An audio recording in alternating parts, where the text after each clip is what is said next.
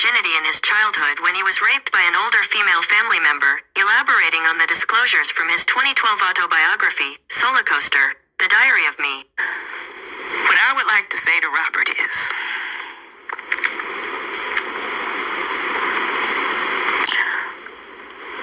I'm not afraid of you anymore.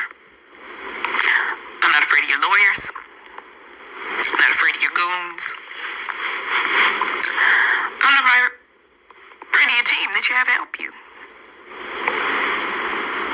I would give my life for my justice in any other woman you validated. I will not go away. I will not be quiet. I will not hide.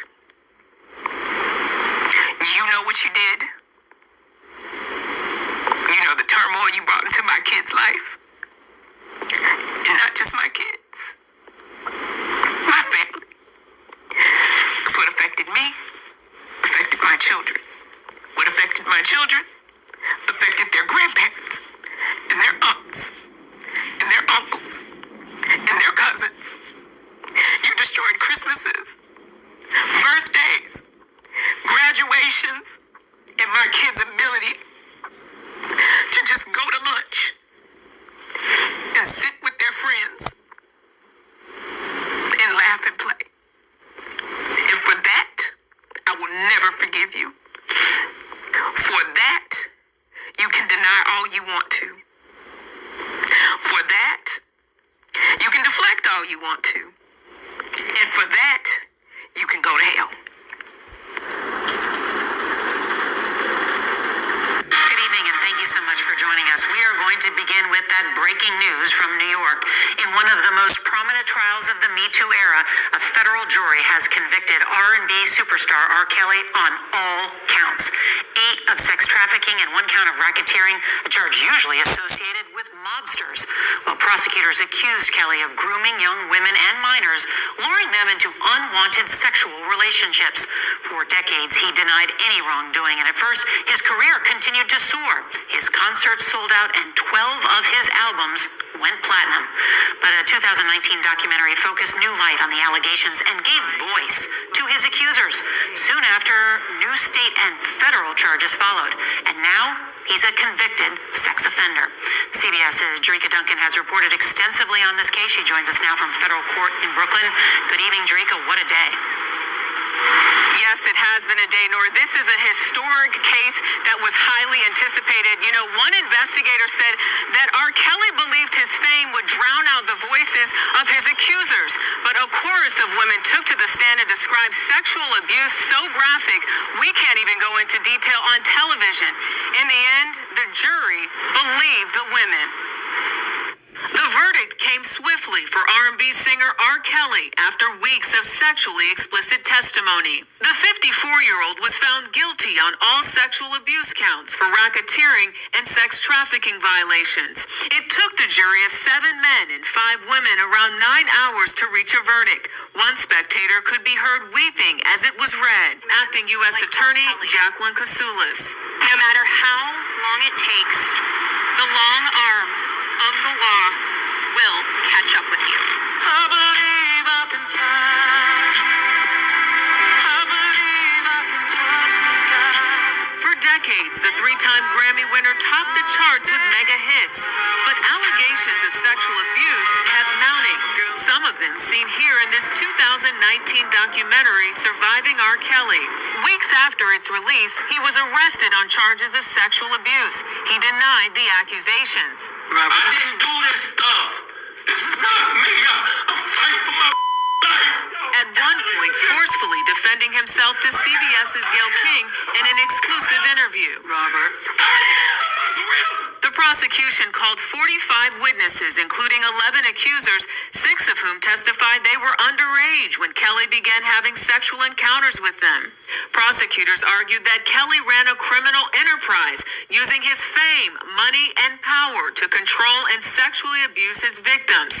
Victims like the late R&B singer Aaliyah, who was allegedly around 13 years old when it began. Lizette Martinez, known as Jane Doe number 9, says she was underage when RKelly forced her to engage in sexual acts. If you could just describe for me how you're feeling after hearing the news. I'm feeling extremely happy, relieved. I'm so proud of the women who were able to speak their truth. Kelly did not take the stand, but jurors heard the testimonies of 5 defense witnesses. And Kelly will be sentenced in May of next year. He's facing decades behind bars. When I asked an attorney on Kelly's team if they plan to appeal this case, he simply said there will be a lot of Monday morning quarterbacking on this one. And Nora, Kelly still faces a federal trial in Chicago. But finally, some justice for the victims. Trika Duncan, thank you. This RKelly trial has definitely been an emotional roller coaster. Not only for the victims, but also for RKelly supporters and just for people that's kind of been stuck in the middle. I'm kind of one of those people that have been stuck in the middle of this situation. Just kind of looking at the situation evolve and saying, is this man guilty? Is he innocent? Was he a victim himself? And now he grew up to become the thing that kind of took away his serenity, took away his innocence.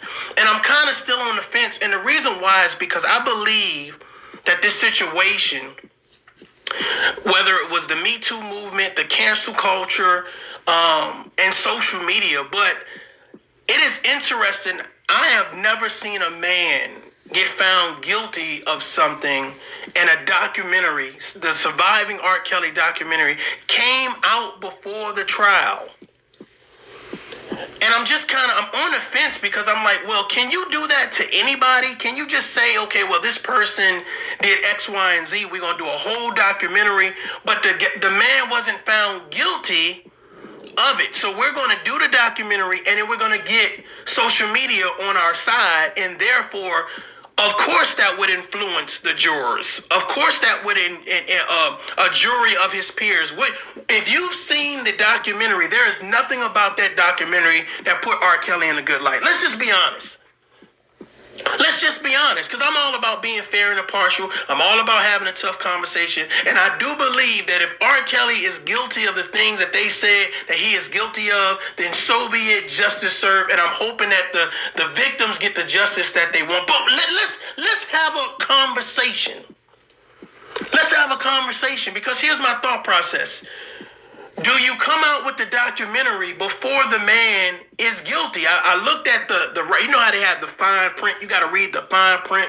And it was like, all of these are just accusations, allegedly, et cetera, et cetera, et cetera. And I'm like, well, you're playing with the man's life here. You're going to make this man guilty and then have a court proceeding and then use that information inside the court proceeding. Because here's my thought process. If I go in with a preconceived notion, right? It's already premeditated that, I already know he's guilty. I'm just here to check the block. We're just here to get a couple dollars and, and a little notoriety for being jurors and then a call it a day. He's already guilty. He's already washed up. Society has already turned their back on him. Now, I see a lot of people that saying, this is a racial situation. There's no way justice was served. These women are on the stand lying. They just want to do books. They want to get reality shows. They want to get some type of fame and recognition. His wife is just bitter that, he didn't choose her and et cetera, et cetera. Like, there's a lot of conversation. Social media is in a frenzy. But this kind of leads me to believe, like, you're holding RKelly responsible, and rightfully so, because my thought process is, you're over the age of 25 years old. My thought process is, you're not going to trap me in a room with a bunch of young girls. I'm not going to continuously be around the situation. And I personally feel like at any point in time, RKelly could have walked away from the situation and say, you know what, either let me find one woman to settle down with, or let me just date, a few women in regards to saying, hey, when I'm in Atlanta, I'm going to holler at you. When I'm in New York, I'm going to holler at you. But it's not going to be this. It's not going to be, okay, I got a bunch of women living with me and they trapped in the closet. It's not going to be this. And I just feel like at any point in time, RKelly could have walked away. R. Kelly could have said, you know what, I'm not going to get caught up in this whole situation, especially when the whole urinating on Sparkle's niece came out and all of that crap, the tape was floating around. There, I would have said, you know what, whoa, I dodged the bullet. But for some reason, you know what I'm saying, a hard head carries a soft ass. And I think that when you're caught up in that celebrity status and you feel like, hey, I'm getting money, you know, I got a lot of power, I'm networking, you know what I'm saying, I got the streets is rocking with me, everybody loves me, I keep a bunch of people around me that are looking out for my best interest, allegedly. I can just do what I want. And I think that power goes to your head. I've noticed a lot of celebrities, a lot of activists, a lot of politicians, a lot of people that's in the spotlight, they fall victim to negativity. They fall victim of getting caught up in the spotlight. The power, the money, the women, the fast cars, the mansion, you know, it all goes to your head. Is R. Kelly a victim himself? But there's one question that I really want to propose to you guys, because I think that a lot of people are kind of skipping around it and not really focusing on it. What about the people that were around R. Kelly? What about the parents of these young children? I hold them equally responsible. I truly believe that while he was on trial, every single person that worked for him, every single person that booked the plane ticket, that picked somebody up in reference to a car, that dropped somebody off, that opened up a door, that prepared, you know, to receive these young girls and to hide them. I believe each and every one of them were not only enablers, but they should be held responsible. I believe that the parents that brought their children to R. Kelly's concert and was like, you're going to get a backstage pass and I'm going to let you go with R. Kelly at the age of 13, 14, 15, and 16. I believe they should be held responsible. It is something fishy about a mother and a father saying, my little girl has been with R. Kelly for 2 years and has not called me. I'm sorry. That is some weird ass shit. There is no way in hell that I know any parent, okay, that I know any responsible parent, any positive parent, any parent with common sense that would let their children go off to be with a celebrity for that period, long period of time, and not be like, oh, hell no. I would have called the FBI, I would have called the DEA, CID, I would have called Walmart, Walgreens, I would have called the Salvation Army. We would have been marching over there from the old folks' home. I'm telling you right now, there is no way in the world. But for some reason, excuses have been made. Excuses have been made, and now R. Kelly, of course, we look at him, okay, he's a demon, he's a victimizer, he's an abuser, and a lot of titles and verbiage has been thrown at the man. And again, if he is guilty, you know, they found him guilty, so therefore, hey, if he's guilty, he's guilty. But I'm hoping that these victims get the justice that they deserve, you know, from Aaliyah all the way up. But I'm just curious about the parents. I'm curious about the other people, you know, the road manager, the producers, the bouncers. I'm curious about the people that were around him that allowed this type of nonsense to go on. We need to be fair and impartial. The next trial should be them. The next trial should be those parents outlining why they allowed their children to go with R. Kelly. Why the bouncers allowed those girls to be where they were in the studio. You know, I just don't understand the correlation. Somebody said, well, they're going after the big fish, et cetera, et cetera. But this is what you need to understand. Just like they had a code of silence for R. Kelly, those people now are going to venture off and have a code of silence somewhere else. We need to stop the whole thing. You know, I know Gail asked R. Kelly, do you know what a cult is? And he was like, well, I have no idea what a cult is. Now, I don't know if he's playing dumb at the age of 50. I have no idea. But the fact of the matter is, you know, it's a cult following. It's a cult following. If you have these people, you know, let's take the religion out. You know, you're following a man and you're saying, okay, well, he has this fetish for young women, you know, allegedly young boys, and you're seeing this happen. You know, you are accomplished to the situation. You are somebody that's allowing this to go on, an enabler, but you're also encouraging it. I'm going to keep your secret, Kels. I'm going to be quiet, Robert. I'm going to support you. I'm going to allow you to continue on to take these girls' innocence, to trap these girls, to put these girls over here, to take these girls over here.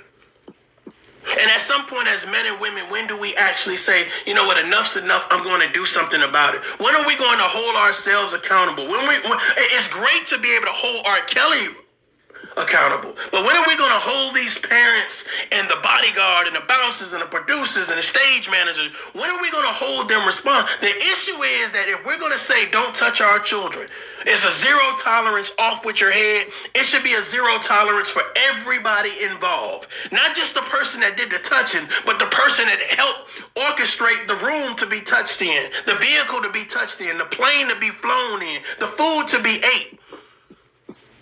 We should be 100% at a zero tolerance rating when it comes to that. And I feel like for some reason, some people are just happy that RKelly got brought to justice. RKelly is doing time. But there are some people out there that, guess what?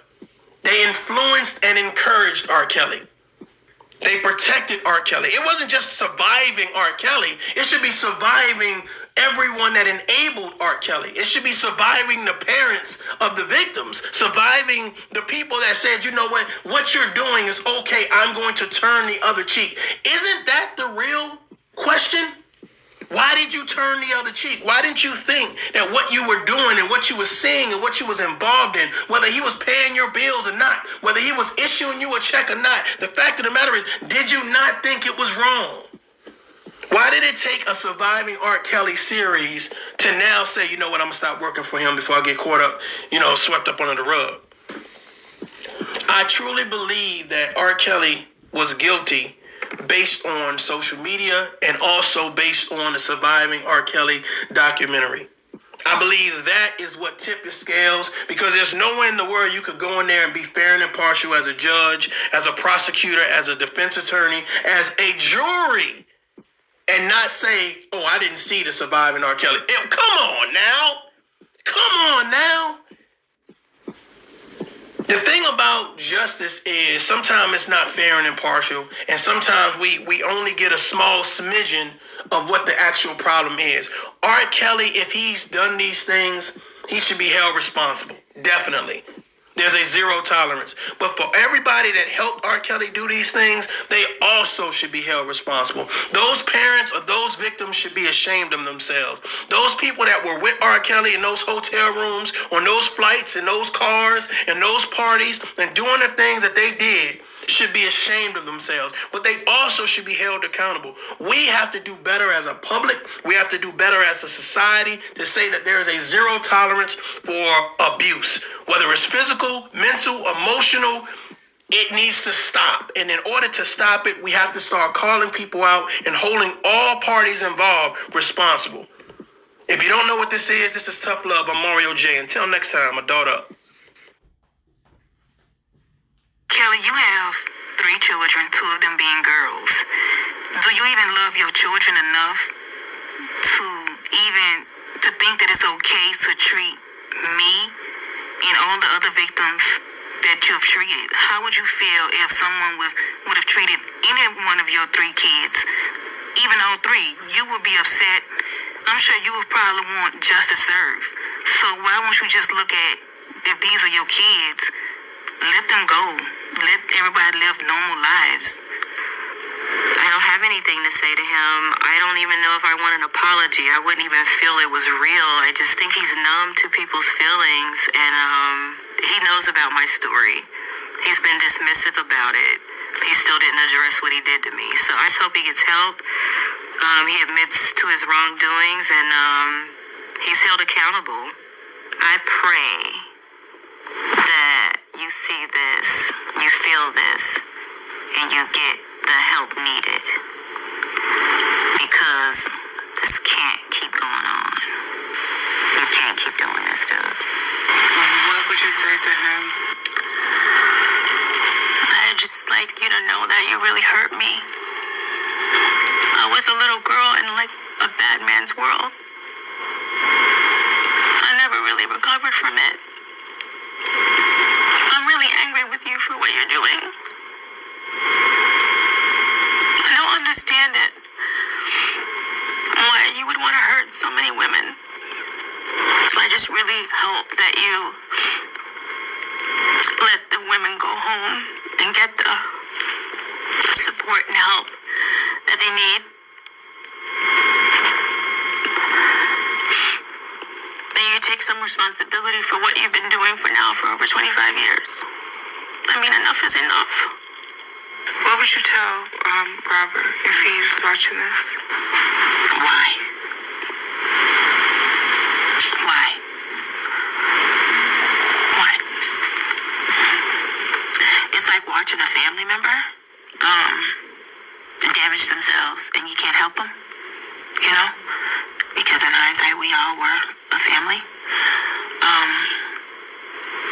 And my question would be why?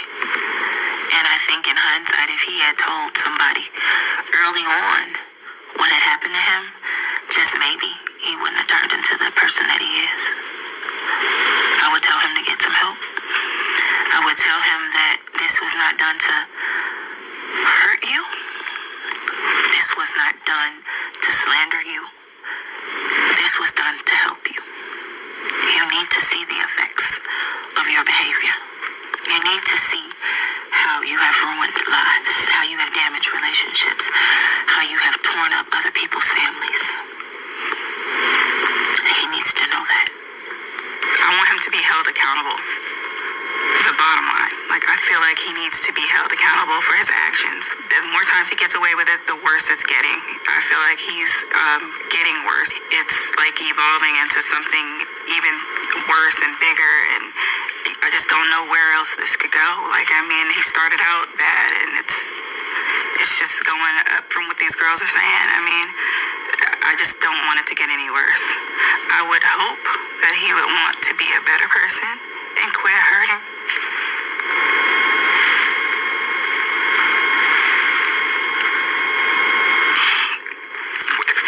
Quit hurting people. Quit hurting these girls. These women, these girls, they trust him. And I'm sure some of them love him like I did.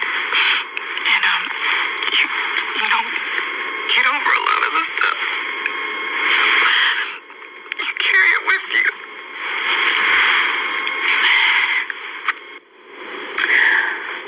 What I would like to say to Robert is,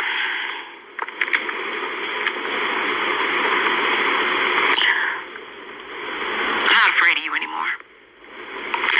I'm not afraid of your lawyers. I'm not afraid of your goons. I'm not afraid of your team that you have to help you. I would give my life for my justice in any other woman you validated. I will not go away. I will not be quiet. I will not hide. You know what you did. You know the turmoil you brought into my kids' life. And not just my kids. My family. It's what affected me. Affected my children. What affected my children affected their grandparents and their aunts and their uncles and their cousins. You destroyed Christmases, birthdays, graduations, and my kids' ability to just go to lunch and sit with their friends and laugh and play. And for that, I will never forgive you. For that, you can deny all you want to. For that, you can deflect all you want to. And for that, you can go to hell.